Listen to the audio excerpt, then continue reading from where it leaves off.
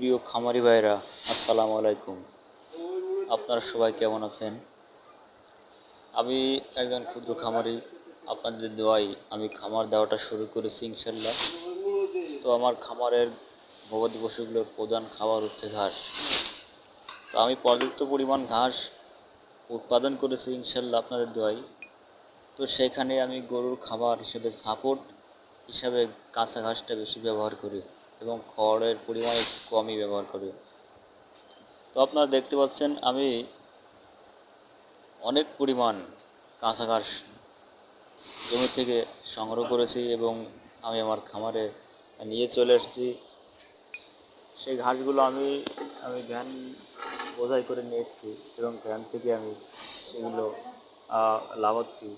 তো আমার ঘাস কাটার যেখানে মেশিনটা রয়েছে সেখানে আমি ঘাসগুলো ওলাচ্ছি যাতে আমার কাটতে সুবিধা হয় এবং ঘাসগুলো কেটে আমি ওখানে রাখবো ইনশাল্লাহ।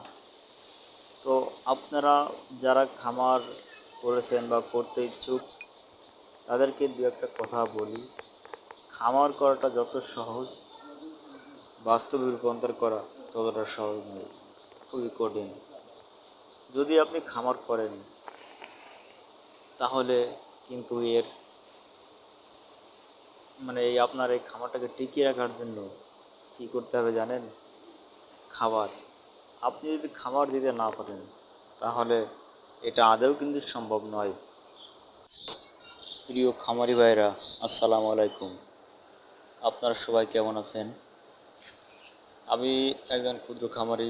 আপনাদের দোয়ায় আমি খামার দেওয়াটা শুরু করেছি ইনশাল্লাহ। তো আমার খামারের গবাদি পশুগুলোর প্রধান খাবার হচ্ছে ঘাস। তো আমি পর্যাপ্ত পরিমাণ ঘাস উৎপাদন করেছি ইনশাল্লাহ আপনাদের দোয়ায়। তো সেখানে আমি গরুর খাবার হিসেবে সাপোর্ট হিসাবে কাঁচা ঘাসটা বেশি ব্যবহার করি এবং খড়ের পরিমাণ একটু কমই ব্যবহার করি।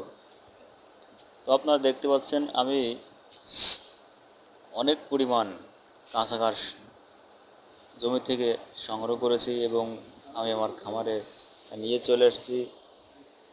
সেই ঘাসগুলো আমি ভ্যান বোঝাই করে নিয়ে এসেছি এবং